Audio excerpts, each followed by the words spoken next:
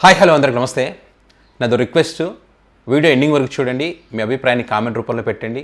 మీరు ఇచ్చే లైక్స్ అదేవిధంగా మీరు పెట్టే కామెంట్సే వీడియో రీచ్ అవ్వడానికి ఛాన్స్ ఉంటుంది కాబట్టి రిక్వెస్ట్ చేస్తూ ఉన్నాను. సో టాపిక్ ఏంటంటే వక్స్ బిల్లుకి సంబంధించి టీడీపీ పార్టీ మైనారిటీలకు హ్యాండ్ ఇచ్చింది. సో ఇప్పుడు అది డ్యామేజ్ అయింది. ఈ డ్యామేజ్ని ఎట్లా కవర్ చేసుకోవాలనే దానికి సంబంధించి టీడీపీ పార్టీ అఫీషియల్గా కొన్ని పోస్టులు పెడతా ఉంది. ఏ రకంగా పెడతా ఉందంటే, ఇప్పుడు వైఎస్ జగన్మోహన్ రెడ్డి ఏదైతే మైనారిటీలకు సంబంధించి బిల్లు పార్లమెంట్లో ప్రవేశపెట్టినటువంటి బిల్లుకి సంబంధించి వ్యతిరేకంగా ఓటు వేసిన మైనారిటీలకు మద్దతు తెలుపుతూ వీళ్ళు ఓటు వేయడం జరిగింది. అంటే వాళ్ళకు ఎన్డీఏ తీసుకొచ్చిన బిల్లుకి వ్యతిరేకంగా. సో మైనారిటీల్లో ఏంటి, జగన్మోహన్ రెడ్డికి ఒక వర్గం దూరమైనా కూడా ఇచ్చిన మాటకి కట్టుబడి జగన్మోహన్ రెడ్డి నిలబడ్డాడు అనేటువంటి ఒక చర్చ మైనారిటీలో జరుగుతున్నటువంటి క్రమంలో మరి వీళ్ళకి మైనస్ కదా ఇది. ఎందుకంటే కూటమిలో భాగమై ఉన్నారు వీళ్ళు, ఎన్నికలకు ముందు హామీ ఇచ్చారు, తీరా ఇప్పుడు చూసేసరికి మరి వీళ్ళకి మోసం చేసినటువంటి పరిస్థితి.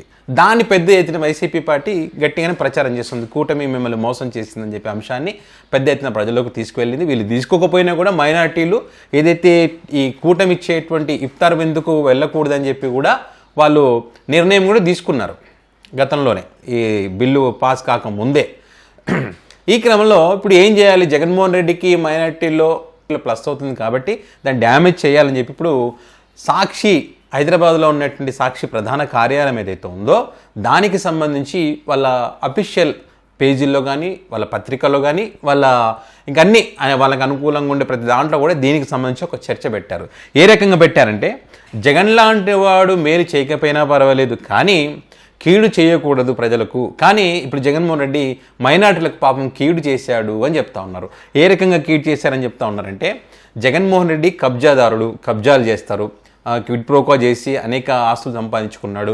అందులో భాగంగానే ఇప్పుడు సాక్షి ప్రధాన కార్యాలయం ఏదైతే ఉందో అది వక్స్ భూములు కబ్జా చేసుకొని అందులో ఈ కార్యాలయం దాంట్లో నిర్మించుకున్నాడు. పాపం అది చాలామందికి తెలియదు. ఇప్పుడు తెలిసి అందరూ ఆశ్చర్యపోయారంట, అవాక్కయ్యారంట. అమ్మ దొంగ, అమ్మ జగన, ఇంత కుట్ర ఉంది, అందుకే మా నుంచి ఏదన్నా నీకు ఇబ్బందులు వస్తాయని చెప్పి మాకు మద్దతు తెలిపినట్టుగా యాక్టింగ్ చేస్తున్నామని చెప్పి మైనారిటీ సామాజిక వర్గం మొత్తం దుమ్మెత్తిపోస్తున్నారంట. వీళ్ళు చెప్పడం ఇంత విచిత్రం చూడండి, ఎట్లా డైవర్ట్ చేస్తూ ఉన్నారో చూడండి. నిజంగా అఫీషియల్ పేజీలో పెట్టారు, టీడీపీ పార్టీ అఫీషియల్ పేజీలో ఉంది ఈ రకంగా. ఇప్పుడు నేను చెప్పిన మాటలన్నీ కూడా అందులో పెట్టారు వాళ్ళు. సో అసలు సాక్షి పత్రిక స్టార్ట్ అయింది 23/3/2008 వైఎస్ రాజశేఖర రెడ్డి గారు ముఖ్యమంత్రిగా ఉన్నప్పుడు. అప్పటి వరకు ఒక నాణ్యానికి ఎక్కడైతే బొమ్మ బొరస రెండు ఉంటాయో అప్పుడు ఒకవైపే చూపించారు జనాలు వాళ్ళకు ఉన్నటువంటి పత్రిక. సాక్షి వచ్చిన తర్వాత బొమ్మకు ఇంకోవైపు, నాణ్యానికి ఇంకోవైపు ఉందనేటువంటి సాక్షి చూపించడం మొదలుపెట్టింది. సో కొంతమందికి నచ్చకపోవచ్చు అనుకోండి, ఎందుకంటే ఇది వైఎస్ జగన్మోహన్ రెడ్డికి అనుకూలంగా ఉంటుంది, వైసీపీకి అనుకూలంగా ఉంటుంది అనేటువంటి అభిప్రాయాలు ఉన్నాయి కాబట్టి నచ్చకపోవచ్చు. కానీ ఇది వచ్చిన తర్వాతనే మరి ఇంకో కోణాన్ని చూపించేటువంటి ప్రయత్నం సాక్షి చేసింది. దీన్ని ఆపాలని ఎంత ప్రయత్నం చేసినా కూడా ఆపలేకపోయారు. అంతకుముందు వచ్చిన వార్త కానీ వేరే పత్రికలు కానీ వాటి అన్నింటినీ లేకుండా చేయగలిగారు. కానీ సాక్షిని ఎన్ని ప్రయత్నాలు చేసినా కూడా సాక్షి గట్టిగా నిలబడింది. సో ఇప్పుడు అలాంటి సాక్షి పత్రిక పైన ఇది కుట్ర చేసి నిర్మించినటువంటి కార్యాలయం, అవినీతి వార్తలు రాసేటువంటి సాక్షి ఇంతటి అక్రమాలకు అవినీతికి పాల్పడిందా అని చెప్పి అవత్తు మైనార్టీ సామాజిక వర్గమే ఆశ్చర్యపోయేటువంటి పరిస్థితులు ఇప్పుడు వచ్చాయి. దాన్ని కవర్ చేసుకోవడానికి వక్స్ బిల్లుకి వీళ్ళ మైనార్టీలకు మద్దతు తెలుపుతున్నట్టుగా అక్కడ వ్యతిరేకంగా ఓటు వేశారనే అంశాన్ని పెద్ద ఎత్తున చర్చకు తీసుకొచ్చారు వీళ్ళు. అప్పటి నుంచి అంటే 2008లో మొదలైందంటే ఇప్పటికీ ఒక 4 ఎన్నికలు జరిగాయి అనుకో, 4 ప్రభుత్వాలు మారినట్టే. ఈ 4 ప్రభుత్వాలలో ఎప్పుడైనా కానీ ఎక్కడైనా కానీ ఎవరైనా కానీ ఈ సాక్షి నిర్మించినటువంటి కార్యాలయానికి సంబంధించి ఎవరైనా కామెంట్ చేస్తారా, ఇది వక్స్ భూములు ఆక్రమించి నిర్మించినటువంటి కార్యాలయం అని ఎక్కడైనా ఉందా? పోనీ ఈ చంద్రబాబు నాయుడు గారు కానీ ఇవే పత్రికలు కానీ అప్పుడు ఎప్పుడైనా చెప్పారా, ఈ నిర్మించినప్పుడు ఆఫీస్ కట్టేటప్పుడు కానీ ఎప్పుడైనా కానీ చర్చకు వచ్చిందా? లేదు టీఆర్ఎస్ గవర్నమెంట్ వచ్చింది అప్పుడేమైనా చర్చకు వచ్చిందా? ఆంధ్ర వాళ్ళు ఇక్కడ ఉండకూడదని చెప్పారు అప్పుడేమైనా చర్చకు వచ్చిందా, ఇది ఆక్రమించుకున్నటువంటి భూమి అని చెప్పి? లేదు ఇప్పుడైనా ఎవరైనా కాంగ్రెస్ పార్టీ ఉంది, ఇప్పుడు రేవంత్ రెడ్డి గారి ప్రభుత్వం ఉంది, కొంత వీళ్ళకి అనుకూలమని చెప్తూ ఉంటారు కదా, పోనీ ఇప్పుడైనా ఏమన్నా దానికి సంబంధించి చర్చకు వచ్చిందా? లేదు కదా.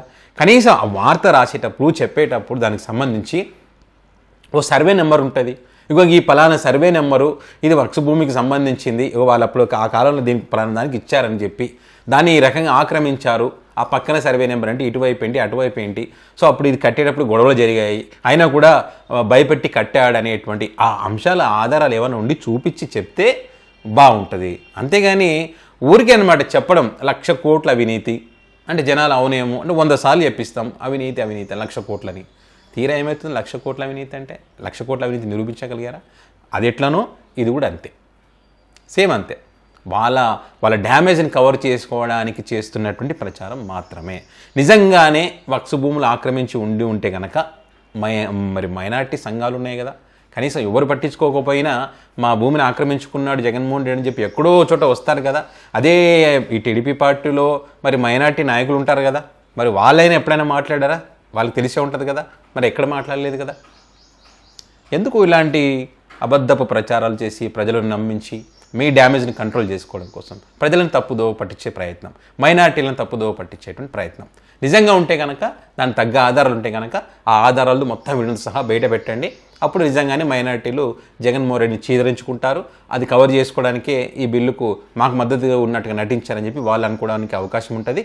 మీరు మద్దతు ఇవ్వకపోయినా మీరు మోసం చేసినా మళ్ళీ మిమ్మల్ని నమ్ముతారు మైనారిటీలు. ఆ పని చేయండి. మామూలకు మౌజాములకు వాళ్ళకి ఇవ్వాల్సినటువంటి గౌరవ వేతనాలు ఇవ్వరు, హజ్ యాత్రకు చేయాల్సినటువంటి చేయరు.